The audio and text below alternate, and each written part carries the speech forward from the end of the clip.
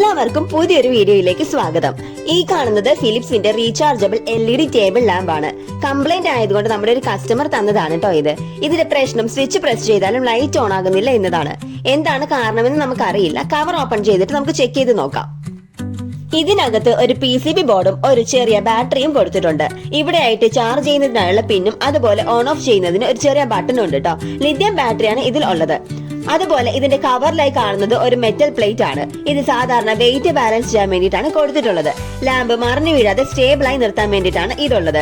ചില മോഡലുകളിൽ magnetic sensor system ഉണ്ടാകാം, പക്ഷെ ഇവിടെ കാണുന്നത് പ്രധാനമായും വെയിറ്റ് പ്ലേറ്റ് ആണ് കേട്ടോ. ഇവിടെ ഇപ്പോൾ ബോർഡിന്റെ കംപ്ലൈന്റ് ആണോ ബാറ്ററിയുടെ കംപ്ലൈന്റ് ആണോ എന്ന് അറിയില്ല. ബാറ്ററിക്ക് പവർ സപ്ലൈ ഉണ്ടോ എന്ന് അറിയാനായിട്ട് ഒരു മൾട്ടിമീറ്റർ ഉപയോഗിച്ച് എത്ര വോൾട്ട് വരുന്നുണ്ടെന്ന് ചെക്ക് ചെയ്ത് നോക്കാം. 3.9 വോൾട്ട് മൾട്ടിമീറ്ററിൽ കാണിക്കുന്നത് കൊണ്ട് ബാറ്ററി കംപ്ലൈന്റ് ആകാൻ ചാൻസ് ഇല്ല. മിക്കവാറും സ്വിച്ചിന്റെ കംപ്ലൈന്റോ അല്ലെങ്കിൽ ബോർഡിന്റെ കംപ്ലൈന്റോ ആകാനാണ് സാധ്യത. നമുക്ക് സ്വിച്ച് ഒന്ന് ഷോർട്ട് ചെയ്തിട്ട് ടച്ച് വർക്ക് ആവുന്നുണ്ടോ എന്ന് നോക്കാം. നമ്മൾ സ്വിച്ച് ഷോർട്ട് ചെയ്ത് നോക്കിയപ്പോൾ ലാമ്പ് നല്ല അടിപൊളിയായി വർക്ക് ചെയ്യുന്നുണ്ട് കേട്ടോ. ഫ്രീക്വൻസി യൂസേജ് കൊണ്ട് സ്വിച്ചിന്റെ ഇന്റർണൽ കോണ്ടാക്ട് പോയതാകാം. നമുക്കൊരു കാര്യം ചെയ്യാം, മറ്റൊരു സ്വിച്ചിലേക്ക് ഇവിടെ നിന്നും ഒരു കണക്ഷൻ കൊടുക്കാം. ഇവിടെയായിട്ട് നമ്മൾ ഒരു സ്ക്വയർ ടൈപ്പ് സ്വിച്ച് വെച്ച് കൊടുത്തിട്ടുണ്ട് കേട്ടോ.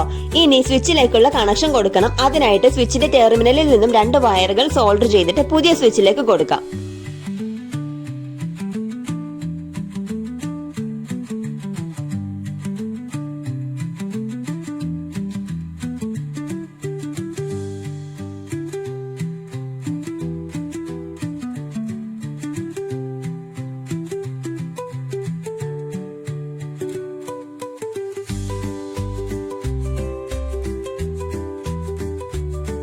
അങ്ങനെ നമ്മൾ കണക്ഷൻസ് ഒക്കെ കൊടുത്തിട്ടുണ്ട്. ഇനി ബാറ്ററി തിരിച്ച് കണക്ട് ചെയ്തിട്ട് നമ്മൾ നൽകിയ സ്വിച്ച് ഒന്ന് ഓൺ ചെയ്ത് നോക്കാം.